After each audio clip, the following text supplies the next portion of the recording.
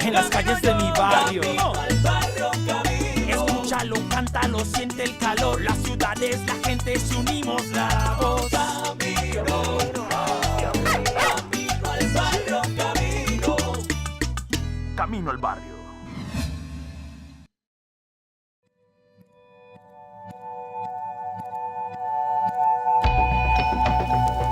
Inicialmente el 28 de abril de 2018, el túnel que estaba desviando el río Cauca en ese momento hacia la parte aguas abajo de la presa se colapsó por circunstancias internas de él, creó un taponamiento y empezó el llenado imprevisto del embalse.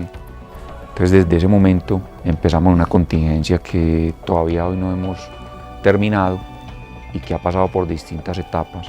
Una de ellas fue, primero, pues buscar desesperadamente llevar la presa a un nivel o a una cota segura. Esa cota segura, pues nosotros consideramos que era en primera instancia la cota 410 metros sobre el nivel del mar, ya que el vertedero estaba sobre la cota 401 metros sobre el nivel del mar. Sin embargo, más o menos el 6 de mayo de 2018 nos dimos cuenta que no íbamos a ser capaces de llevar la presa en su parte del lleno prioritario a un nivel que permitiera soportar la crecida de ese embalse. Entonces vimos que se iba a sobrepasar por encima y que iba a crear un riesgo alto en las comunidades aguas abajo.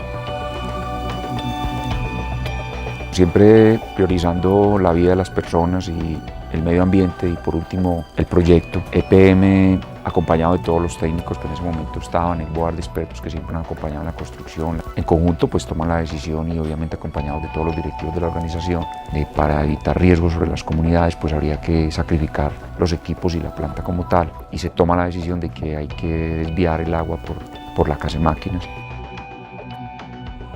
Y el 10 de mayo empieza el agua a circular por casa de máquinas, más o menos unos 1.500, 1.600 metros cúbicos por segundo, que digámoslo así son 1.500, 1.600 toneladas por segundo que le están pegando a unos muros y a unos equipos que no están preparados para eso. El río venía crecido porque estábamos en pleno invierno y llegó a tener hasta caudales de 2.000 metros cúbicos por segundo, entonces el embalse continuaba creciendo. Y todo esto, digamos, enmarcado también en una situación compleja que vimos el 12 de mayo, cuando el túnel derecho se nos destaponó y nos creó una inundación en la parte de aguas abajo de la presa, y desde esa época pues tenemos evacuadas las comunidades que están de Puerto Valdivia y hasta hoy fecha todavía no hemos quitado esa alerta roja porque todavía continuamos en un riesgo de destaponamiento de ese túnel derecho y el túnel de la SA, los cuales no hemos podido taponar a pesar de que hemos venido haciendo elaboraciones y trabajos con alta tecnología para llegar a un buen taponamiento, lo cual esperamos lograr en mitad de año de este 2019. Después de haber revisado el vertedero y ver que había operado satisfactoriamente y revisando las situaciones que se estaban presentando con la parte de las compuertas y la aparición de una oquedad entre los pozos unidos en el macizo, entre la zona del embalse y la captación. Una oquedad es un vacío que tiene el macizo que se había presentado muy posiblemente por la erosión que el agua podía estar causando en esos túneles. Se le informó a las autoridades y al país en general y a la opinión pública que teníamos esa situación y que nos veíamos forzados a cerrar la primera compuerta. fue así como el 16 de enero de 2019 de este año, tomamos la decisión de cerrar la compuerta número 2 y con eso mermamos el caudal agua hacia abajo, quitamos casi 400 metros cúbicos por segundo, dejando el caudal de circulación por casa de máquinas más o menos 450 metros cúbicos por segundo. Pero unas cosas traen otras y desafortunadamente en ese momento logramos determinar que adicionalmente a la oquedad, al desgaste en esos túneles, se nos estaba presentando una colmatación en la reja de la admisión de la unidad 1, que era la que en ese momento estaba funcionando, porque tenía una serie de palos que estaban obstruyendo. Esa obstrucción nos ponía en riesgo que llegara en algún momento a haber un colapso de esa reja y se nos llegara a destruir la captación, lo cual nos crearía tener sin control el agua que estaba entrando hacia la casa de máquinas y nos podía crear también un caos en las comunidades aguas abajo. En vista de eso y siempre buscando preservar primero la vida de las comunidades, la vida de las personas, el medio ambiente y por último el proyecto, se toma la decisión de que hay que cerrar la segunda compuerta. Obviamente eso traía una disminución drástica del caudal del río aguas abajo, porque en ese momento, después de ese cierre el 5 de febrero, siguieron circulando en la parte de Hidroituango más o menos 50 metros cúbicos por segundo y en Puerto Valdivia podían estar apareciendo ya 60 metros cúbicos por segundo. El río Cauca nunca se secó, pero sí tuvimos dificultades. Una necesidad de hacer la atención de emergencia de todas las comunidades aguas abajo. Previamente habíamos hecho una compra de energía a la central Salvajina de tal manera que ellos desembalsaran y nos tiraran agua al río Cauca para poder que llegara aquí al embalse de Hidroituango y poder subir mucho más rápido el nivel del embalse buscando cerrar en un nivel más alto. La empresa se había preparado con 1000 pescadores para rescatar peces, se había preparado también con la atención de las ciénagas y habíamos hecho un desembalse del Porce 2 y Porce 3 buscando que el agua que llegara del Nechí descargara en el río Cauca, que descarga más o menos arriba del Nechí, para evitar que aguas abajo de Nechí hubiera alguna situación de mayor gravedad y no se afectara, digamos, el nivel del río en esa zona, lo cual obviamente ocurrió.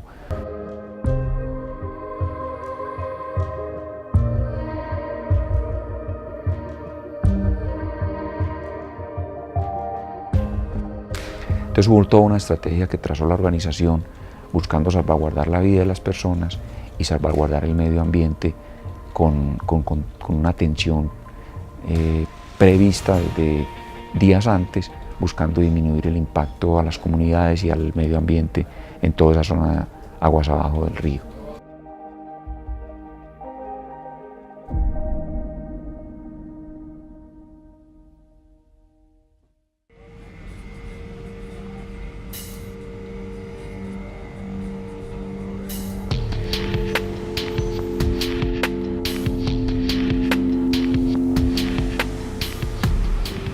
Cuando hablamos del proyecto, estamos hablando de varios frentes.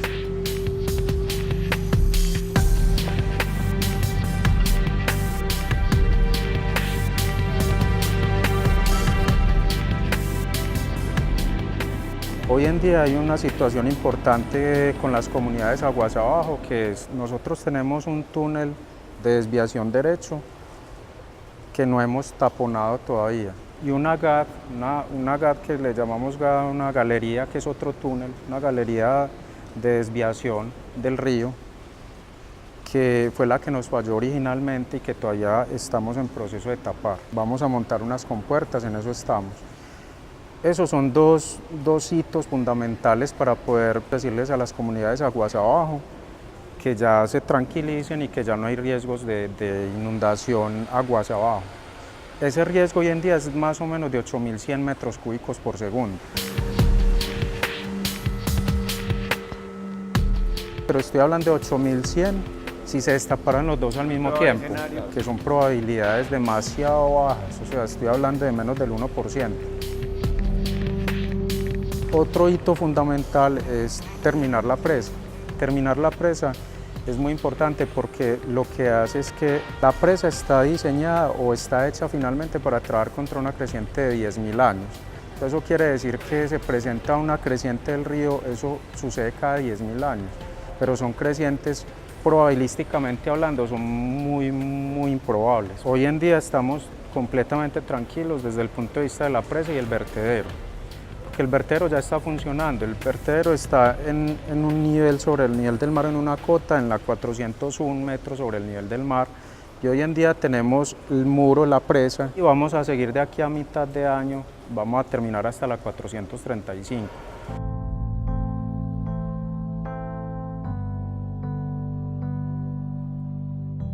Aún con todas las situaciones complejas que hemos vivido por haber disminuido el caudal en el río Cauca y todas las reclamaciones de las comunidades, digamos que de todas maneras haber parado ese flujo de agua por la Casamáquinas, pues también de alguna manera nos daba a nosotros una garantía de que los riesgos también se habían disminuido, porque el tener un golpe de 750 o 450 toneladas por segundo golpeando los muros y las estructuras de las cavernas, pues obviamente lo que esperábamos era una destrucción mayor y sin embargo el 6 de febrero, un día después de haber cerrado esas aducciones de agua, pudimos entrar y logramos detectar que las cavernas en su parte superior, en los techos de las cavernas de transformadores y de las cavernas de generadores estaban intactas, y eso para nosotros era un gran alivio porque al menos nos permitía tener certeza de que la parte más importante de esas cavernas estaba en pie. Y ese era un hito súper importante. Entonces finalmente se realizó y ya pudimos entrar a Casamáquinas.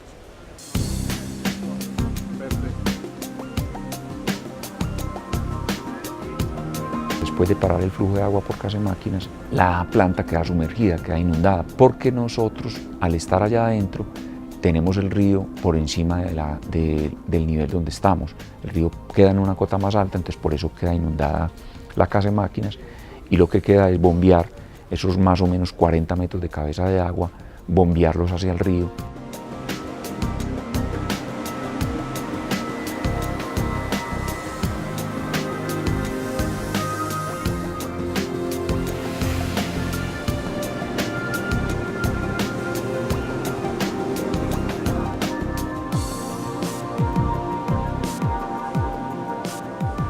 Cuando se cerraron las compuertas de Casamáquinas, parte del agua que estaba almacenada dentro de la caverna salió por gravedad.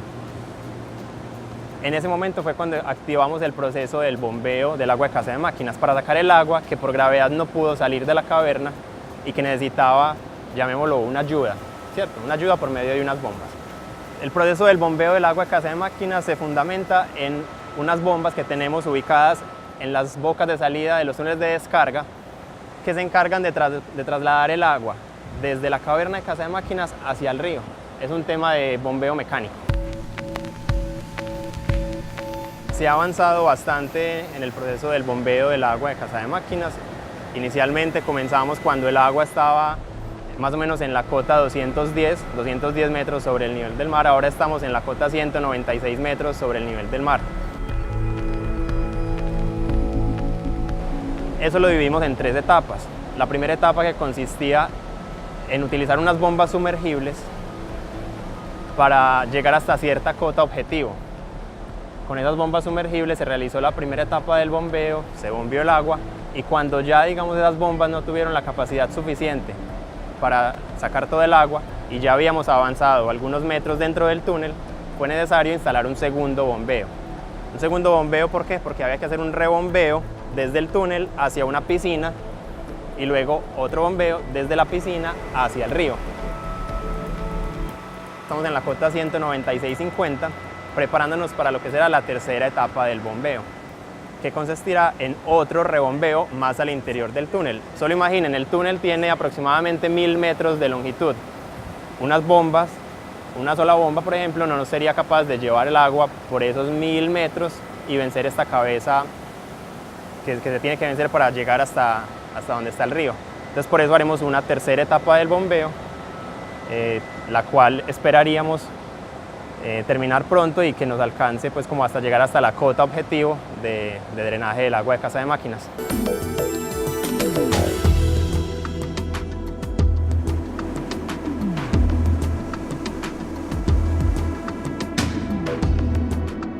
¿qué hay para Casa de Máquinas? Entonces, Casa de Máquinas hay mucho material, hay mucho equipo ya completamente chatarrizado, entonces hay que entrar, es como usted entrar a su casa y pues, mejor dicho, usted tiene su casa, hubo una inundación y el río pasó por encima de su casa y bajó la inundación y usted mira la casa y está ahí.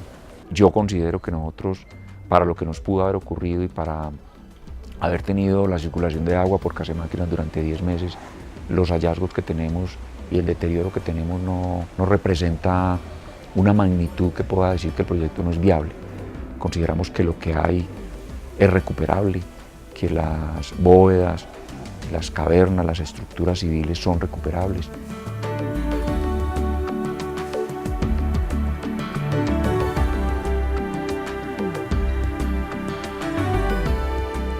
Entonces estamos limpiando, estamos retirando escombros, retirando todo. Ya después de que hagamos esa limpieza y retiro de escombros, empezamos a estabilizar las zonas que más necesitan estabilizar. Finalmente, después de que estabilicemos, hay que hacer unas demoliciones en Casa de Máquinas y se comienza desde el principio otra vez el montaje de las máquinas. Tenemos optimismo de que lo que hay, el deterioro que hay, la destrucción que hay, somos capaces de salir adelante, vamos a seguir luchando. Eso nos permitirá volver a recuperar la planta, volver a recuperar el proyecto y estimamos que en el año 2021, posiblemente a final de ese año, tengamos 2 unidades generando, que es el propósito que nos hemos trazado.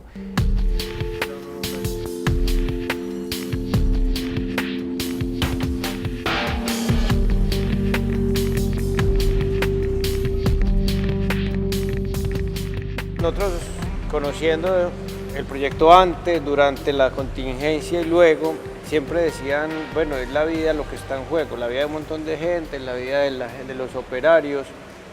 Cuando ustedes llegan a sentir tranquilidad de ya no es la vida, sino la vida del proyecto, o siguen esas dos cosas ahí, las vidas humanas siempre presentes. Para nosotros la prioridad siempre van a ser las vidas humanas, siempre. Entonces por eso cada que entramos a una zona, siempre previo a entrar a la zona se asegura la zona. Y aguas abajo, pues básicamente aguas abajo, hoy en día por eso tenemos la prioridad de cerrar esos 2 túneles. A pesar de que las probabilidades son demasiado bajas, una prioridad importantísima y prioritaria para EPM es que no se nos vaya a morir alguien pues, por causa de algo que suceda en el proyecto. Entonces eso es primero. ¿Qué aprendizajes después de esta contingencia? Para vos, ¿qué te queda aprendizaje de esto? Esto me ha enseñado demasiado. Paciencia.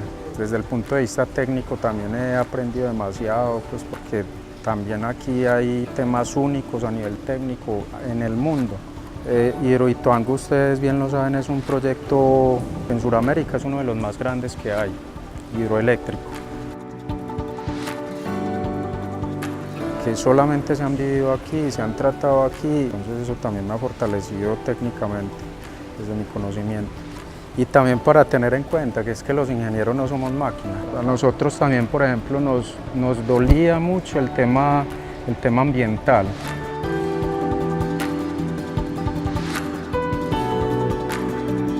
Durante este año han sido muchísimos los aprendizajes, aspectos relacionados con la toma de decisiones, cómo manejar el tiempo, cómo trabajar de una manera acorde con el personal cuando hay situaciones de mucha presión, a estar disponible siempre para la empresa, a trabajar con mucha voluntad cuando la empresa lo requiera y en el momento que lo requiera, en el lugar en el que lo requiera.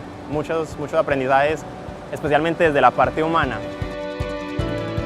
Esto es una situación que nos tiene que dejar muchas enseñanzas a todos como seres humanos, como personas, como técnicos, como administradores, como sociedad, como comunidad y como funcionario de la empresa. Esto nos tiene que transformar porque nos hace considerar que somos muy frágiles, entonces tenemos que cuidar mucho más los pasos que damos.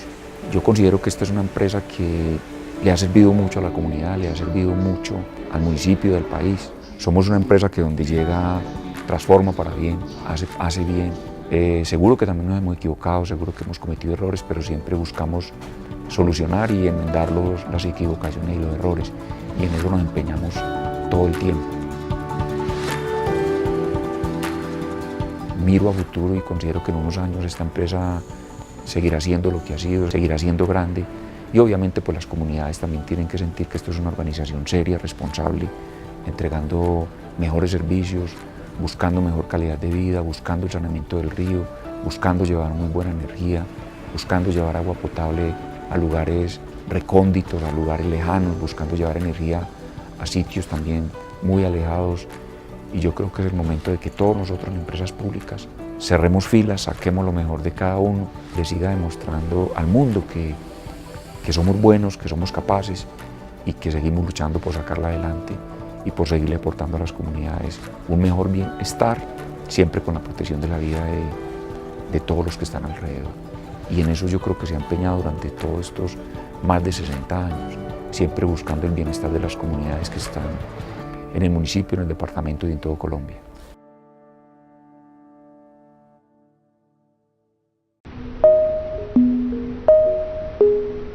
El río Cauca es el segundo río más importante del país. Tiene toda una connotación pues, histórica y económica.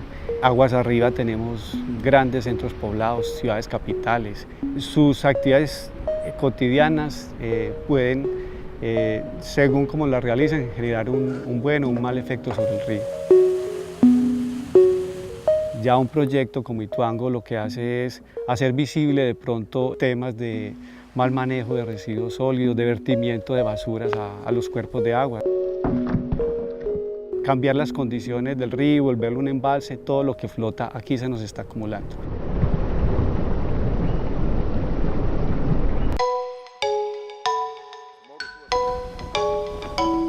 El buchón, como todos nosotros, es un organismo vivo.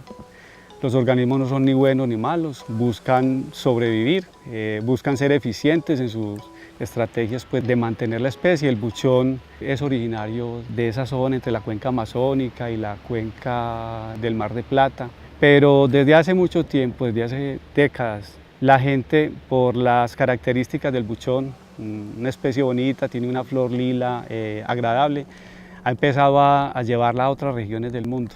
En el caso del río Cauca, pues el buchón ha estado desde hace mucho tiempo. Está desde las lagunas del Valle del Cauca y ha bajado por el río, simplemente a otras velocidades.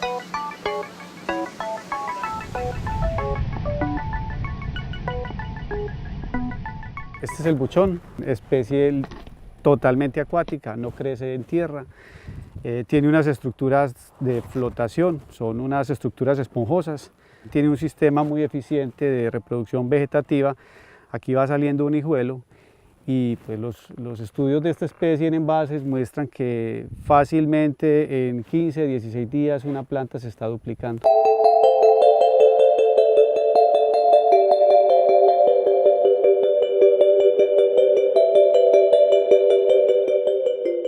¿Qué condiciones trajo el embalse que favorecen el crecimiento y la expansión del buchón? Las actividades productivas de toda esta región, de toda esta cuenca, dejan como consecuencia también un río muy cargado de fertilizantes y de nutrientes, y eso es lo que ya hoy, con un río que no corre rápido, con unas velocidades lentas, el buchón encuentra esas condiciones ideales para reproducirse de forma acelerada. Básicamente en esta zona, que está a 40 kilómetros del campamento y de la zona de presa, es que se desarrolla la labor de extracción de material flotante y de buchón de agua. No es fácil a lo largo del cañón encontrar áreas planas donde podamos hacer operaciones pues, de carácter industrial como la que vamos a ver en este trabajo.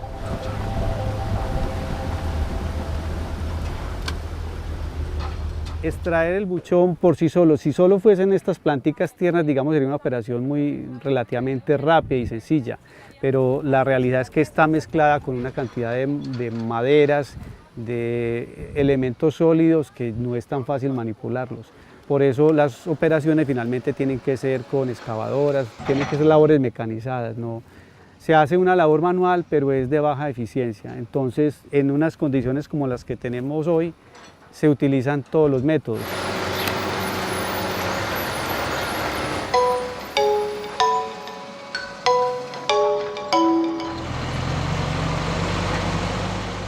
Bueno, Sergio, llegamos entonces a un sitio muy importante. Estamos hablando del tratamiento y aprovechamiento además del buchón. Contanos entonces cuál es el procedimiento que se hace en esta zona y quiénes lo realizan. Todo consiste en una estrategia fluvial por medio de lanchas, en donde se realizan unas actividades de confinamiento y arrastre hasta los puertos, donde por medio de maquinaria hacemos la extracción mecánica, la depositamos en unas volquetas y las trasladamos hasta los acopios. Como podemos observar, están los trabajadores haciendo todo lo que es una etapa de clasificación de todos estos residuos que vienen mezclados. Posterior a esto hacemos una actividad de picado y lo disponemos para que entre pues, en un proceso de descomposición.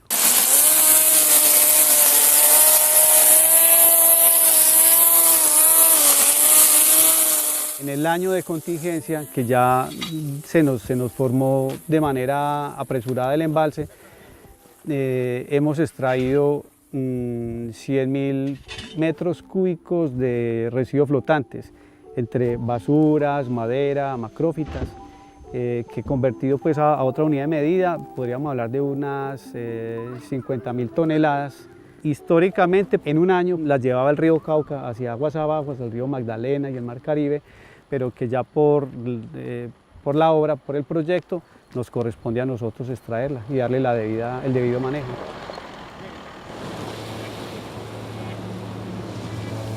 El contrato cuenta con 70 personas, de las cuales el 50% son vinculadas y hacen parte de la zona de influencia del proyecto Ituango.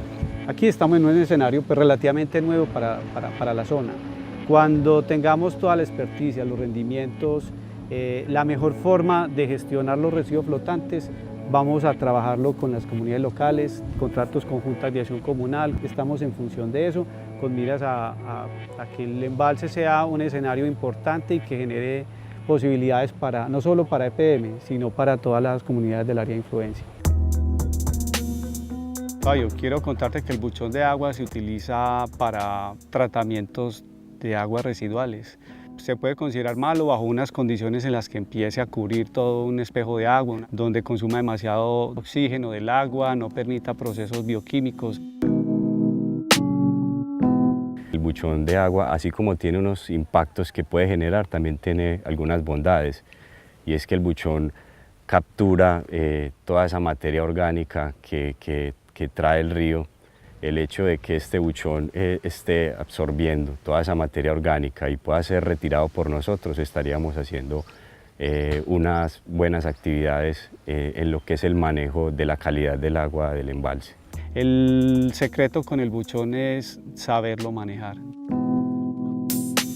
Con imágenes satelitales pues, nos apoyamos para estar mirando la evolución de las manchas de buchón. A veces por temas de clima, pues de nubosidad, no tiene uno las imágenes a la fecha precisa, pero es un seguimiento cada 2 semanas de la evolución. ¿Cuál es el área que en este momento tiene la concentración de buchón? En el embalse hoy, por temas de clima, posiblemente podemos tener un 3% de todo el embalse cubierto, con tendencia a reducir. Estamos adelantando unas labores intensivas de extracción, pero lo hemos venido haciendo desde el inicio de la contingencia. Es importante resaltar que EPM hace más de una década en los demás embalses que tiene, ha trabajado fuertemente en lo que es el control y el manejo del buchón de agua, hasta el punto de asesorar entidades para lo que es el manejo y toma de decisiones frente a la importancia de lo que es esta planta en los cuerpos de agua lénticos. La tarea es seguir extrayendo todo lo que el río nos aporte, pero también mantener esta población ya residente de buchón dentro de unos niveles que sean aceptables, que esperamos siempre estén por debajo del 2% del total del embalse.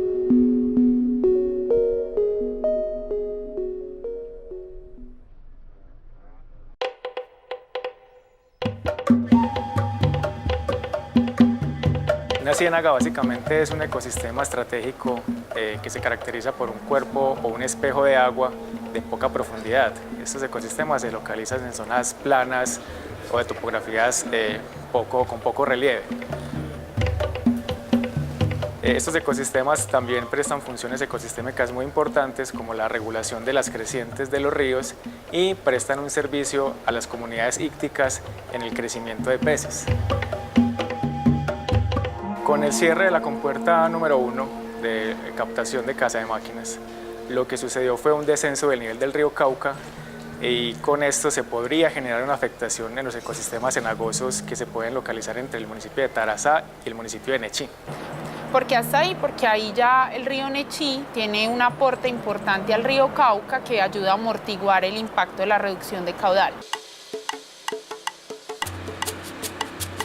Entonces teníamos sectorizado todo esto, son casi 200 kilómetros, en los cuales dispusimos de cuadrillas de rescate de fauna íctica que nos ayudaran a ahuyentar, a recuperar los individuos y a relocalizarlos nuevamente en el cauce del río. Logramos contratar a cerca de 700 pescadores lugareños que viven allá, que conocen su territorio, para que nos ayudaran con el tema de rescate de los peces. Logramos rescatar cerca de 800.000 peces con una labor bastante exitosa, precisamente por la ayuda y contratación que tuvimos con los pescadores de la región. Lastimosamente, también se nos murieron cerca de 250.000, 300.000 peces. Pero para que tengan un orden de magnitud, esa suma numérica de peces, puesto que los peces que principalmente murieron fueron de tamaño de dino, pequeños, no suman ni siquiera 1 tonelada. Para que tengan también un orden de magnitud, en la cuenca del Magdalena y del Cauca se pescan diariamente 30 toneladas de peces.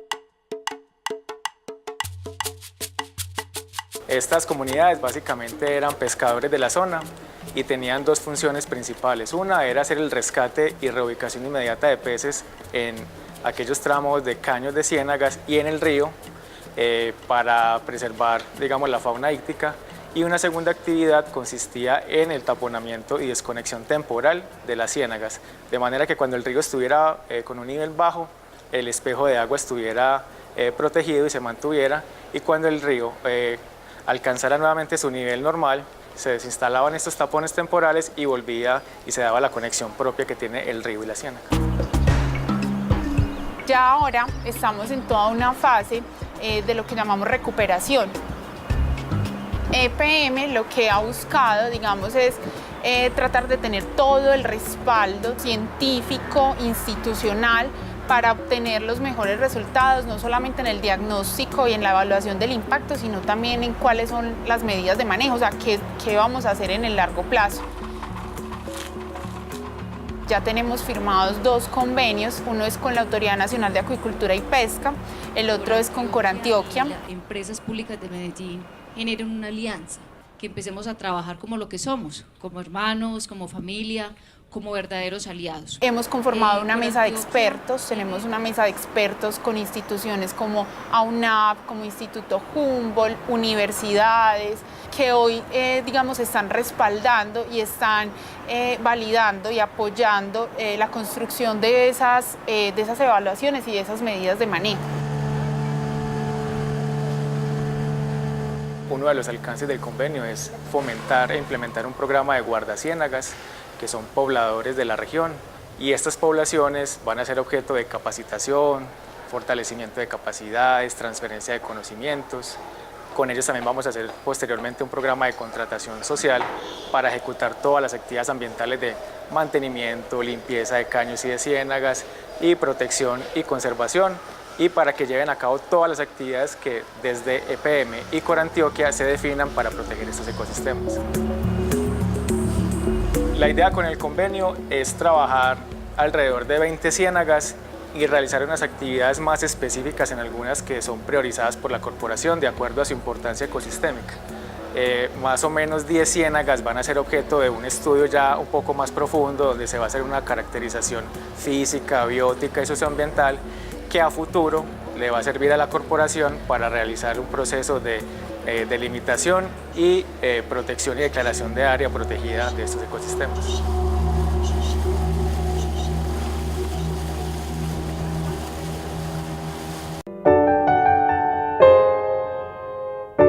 Ituango era un municipio que estaba anteriormente al otro lado de un río principal pues acá en el departamento de Antioquia. A través de la historia todos sabemos que Ituango ha sido un pueblo pues muy olvidado y venir a Ituango era una hazaña. Antes de tener todo el progreso en cuanto a la vía, nos demorábamos 11, 12, 13, 14 horas o no llegábamos simplemente por el estado de la vía. Solamente hace muy poco tenemos una vía pavimentada.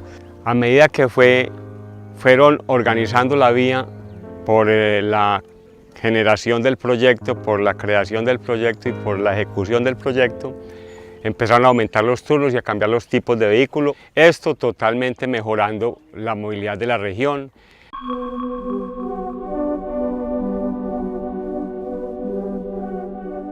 La contingencia ha generado, digamos, dos escenarios. El primer escenario, y el más conocido, tuvo que ver con el taponamiento del túnel de desviación. Ese taponamiento del túnel generó, digamos, dos inconvenientes. Un crecimiento incontrolado del nivel del embalse y, a su vez, a raíz de que se destaponó otro túnel, un problema de crecida aguas abajo que afectó el corregimiento de Puerto Valdivia. Cuando empezó a crecer incontroladamente el embalse, fue precisamente que generamos una incomunicación hacia el municipio de Ituango. Para facilitar la movilidad, La Naviera es una firma que viene trabajando en otros proyectos hidroeléctricos en el país. Nosotros contratamos rápidamente con ellos, digamos, dos tipos de movilidad, una mediante ferries y otra mediante lanchas.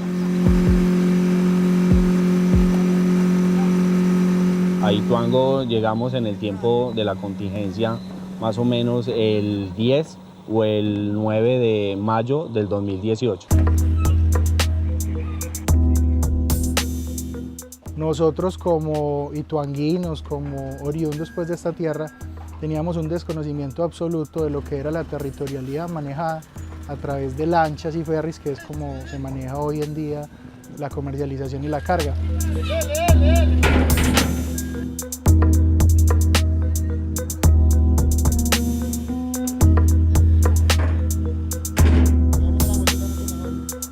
Y empezar un trabajo conjunto a través de una mesa de negociaciones, a través de una mesa intersectorial donde estaban comerciantes, transportadores, el sector educativo, la iglesia, para poder salir adelante y llegar a unos puntos cruciales, principalmente con EPM, para empezar a dar soluciones a los temas de movilidad y también a temas que correspondían a una dinámica de territorio que era nueva para nosotros.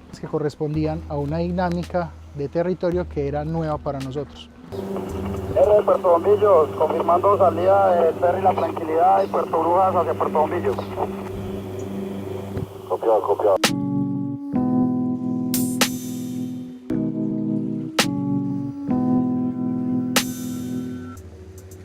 Nosotros en este momento tenemos dos ferries. Tenemos un ferry que se llama La Tranquilidad y otro ferry que se llama La Esperanza. En estos dos puertos, Puerto Brujas y Puerto Bombillo, cada hora están los embarques y desembarques, y son embarques y desembarques simultáneos. Es un servicio absolutamente gratuito. Nosotros somos conscientes que porque nosotros fuimos los que generamos esa afectación, así que EPM no cobra para nada con ese servicio. Estos ferries son ferries para vehículos livianos y pesados. Y tenemos un apoyo de dos embarcaciones menores con capacidad de 18 pasajeros para darle apoyo a estas embarcaciones.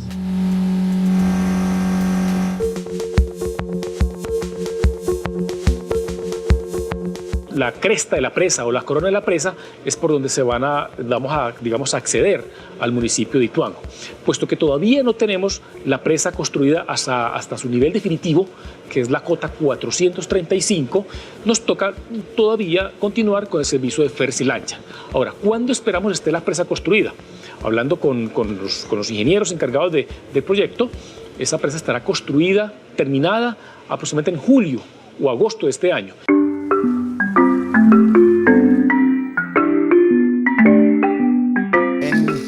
principio de pronto nos oponíamos a muchas de estas cosas, pero somos de costumbre, somos de adaptabilidad y ahora aceptamos que el servicio, el paisaje, y esto lo tenemos que hacer de nosotros. Estamos llegando en 6 horas desde el municipio de Ituango hacia la ciudad de Medellín o viceversa, pero de todas maneras el tiempo en recorrido se disminuyó totalmente, así sea con la contingencia. Considero yo que es un espectáculo para la gente de Ituango y para la gente de afuera darse el paseíto por este lado, ir hasta Ituango, disfrutar de su pueblo y de sus gentes, porque hay un atractivo turístico que es impresionante. Muchos beneficios que vamos a tener en la región nos los va a valorar el proyecto. ¿Qué esperamos a futuro? Hombre, el incremento del turismo. Esto lo tenemos que hacer de nosotros y de muchas dificultades sacar provecho. Tenemos que aprender de muchas regiones que de sus dificultades geográficas y de sus dificultades culturales han sacado provecho para el turismo y para recursos económicos.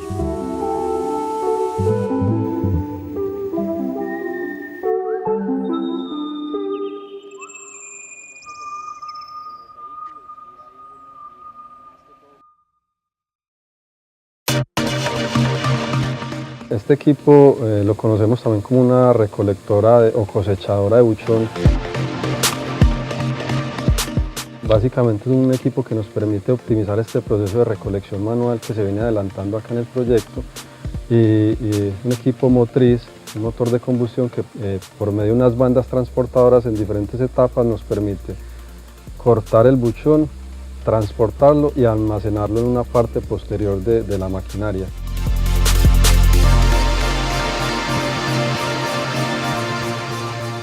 Finalmente, cuando ya se tiene un número o una cantidad específica de buchón recolectado, se hace un traslado hacia una zona exterior del embalse, donde posteriormente se dispone en un acopio ya definido. Este equipo lo teníamos dispuesto en la presa de Porce 2, ¿cierto? Donde tenemos otro embalse de EPM como tal.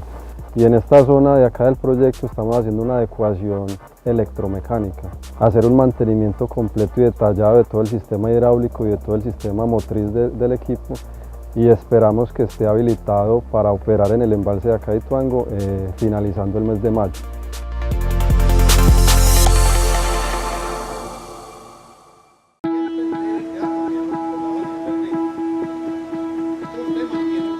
Cuando se tomó la decisión, me tocó bajar a Casa de Máquinas con todos mis compañeros a informarles que la Casa de Máquinas era necesario inundarla. Todo el mundo preocupado, ¿qué sacamos? El equipo no se saca nada porque no hay tiempo. No teníamos sin un solo acceso, entonces sacamos todo lo que fue herramienta, que con la herramienta volvemos a iniciar el día que se inicie otra vez el montaje. A partir de ese momento empezó en la hora cero, empezó a inundarse la Casa de Máquinas, evacuamos, no quedó nadie, no quedó nada, se apagó todo. Yo he trabajado para empresas públicas hace 32 años. Me han tocado las últimas montajes de las 7 centrales y uno hace unos grupos de trabajo que hemos venido desde todos esos años trabajando en las centrales y para uno es muy duro. El día que me tocó bajar y decirle a la gente que íbamos a abandonar, la gente lloraba. No del susto, sino de la tristeza de ver el trabajo tan grande que habíamos hecho. Yo fui también de las primeras personas que entró. Encontramos los túneles colmatados con material de arrastre que, si todos recuerdan, cuando la Casa de Máquinas expulsó agua por 2 túneles, ese agua arrastró una gran cantidad de material y lo dejó en los túneles. La cabeza nos daba con el techo de los túneles, sin embargo pudimos estar hasta ciertos puntos donde se empezó a evidenciar los daños que ocasionó el agua en todos los equipos. Prácticamente todos los equipos eléctricos se dañaron, tanto por el embate del agua como fuerza, como químicamente. El agua del río Cauca tiene unas propiedades muy agresivas y prácticamente se comieron el metal. Y ya empezamos de la mano con el contratista de la obra civil a empezar a despejar áreas de a poquito y en este momento ya tenemos una gran área despejada donde se puede evidenciar el estado de las cavernas de Casemáquinas. Los techos están en muy buen estado, hay algunos derrumbes. Todo esto lo está estudiando ya el proyecto, cómo va a ser la recuperación. Estoy en la parte de instalación de todos los sensores de nivel, de presión, manómetros, toda la parte de sensores de aire, lo que son anemómetros, también con los radares que están en la instalación de la roca, de todos los desprendimientos. Los trabajos se han hecho alrededor de todo el proyecto, lo que es ticuitá, vertedero, captación. Hemos instalado unas cámaras en lo que es en el valle, en el Palmar, pendiente también de Galería A, Galería D, Galería H, y hemos instalado instrumentación también en descargas, en la GA, que es Galería Auxiliar de Descargas, en descargas como tal donde sale al río. Esos sensores están en el momento monitoreando cada parte del proyecto. En todas partes pueden haber desprendimientos de roca, pueden haber entradas de aire y salidas de agua. Entonces, en el momento en el centro de control de monitoreo, se hace todo el seguimiento de cada uno de todos los instrumentos instalados en cada parte. Algunos llevan 3 años trabajando bajo tierra, otros ya superaron las 3 décadas en estos sitios, desde los que nos llevan hasta nuestros hogares la energía eléctrica. Ya regresaron a las entrañas de esta montaña, a rescatar, reparar, reiniciar y a seguir trabajando por este proyecto que quizás sea el más importante en el que participarán en toda su vida.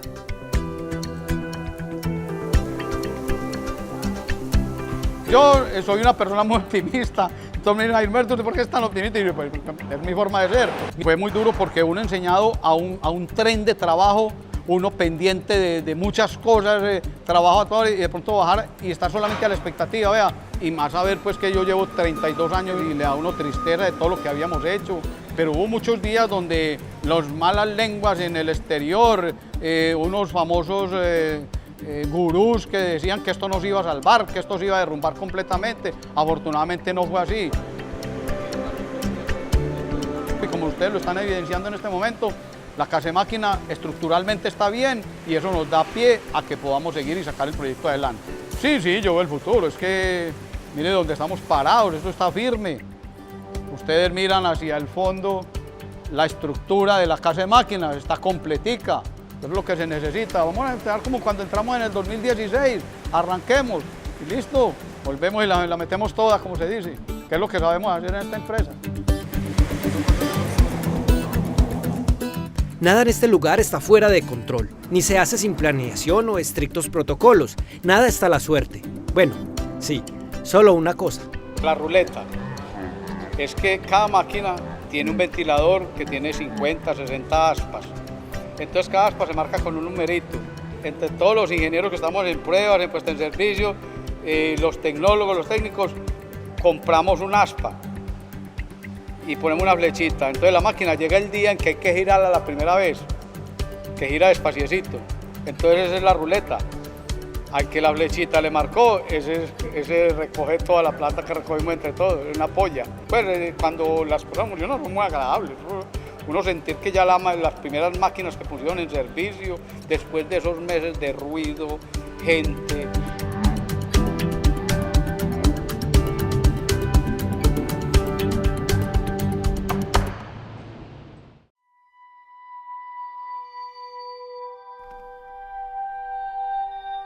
$3.600 personas trabajan en el proyecto hidroeléctrico Ituango, en 3 turnos, 24 horas, 7 días. Siguen las labores de limpieza y bombeo de agua. Una firma internacional determinará la patología y los trabajos para su recuperación. Su altura cota hoy es de 418 metros sobre el nivel del mar. La meta es llegar a la cota 435. La pantalla bentonítica se encuentra terminada al 100%. El pretapón 2 del túnel derecho ya se diseñó y su ejecución se contratará este mes. Son 138 pilotes y la instalación de un filtro y esferas que harán el taponamiento hidráulico. Se elabora en la limpieza de sedimentos y en la reparación de las 2 compuertas con el fin de ponerlas operativas. Al cerrar las dos compuertas se procederá a la construcción de un tapón de 22 metros y a sellar el túnel. Se reforzaron los tapones y la zona de blindaje de la estructura. El túnel ya se encuentra despresurizado y falta ejecutar los tapones, cerrar las compuertas de la GAD, reforzar la descarga, remover un derrumbe y demoler el tapón existente. Está entregando 1.200 metros cúbicos por segundo. Es una garantía para las comunidades ubicadas aguas abajo del proyecto, porque impide que en épocas de invierno se den crecientes. Se inició la excavación del talud, el terraceo y la colocación de pernos de anclaje. Se hizo su reparación, tratamientos, iluminación y se instaló el sistema contra incendio. Se prevé que a mediados de año se alcance la cota 435 metros sobre el nivel del mar en la presa e iniciar la construcción de la vía que conectará el municipio de Ituango con Puerto Valdivia para la circulación libre.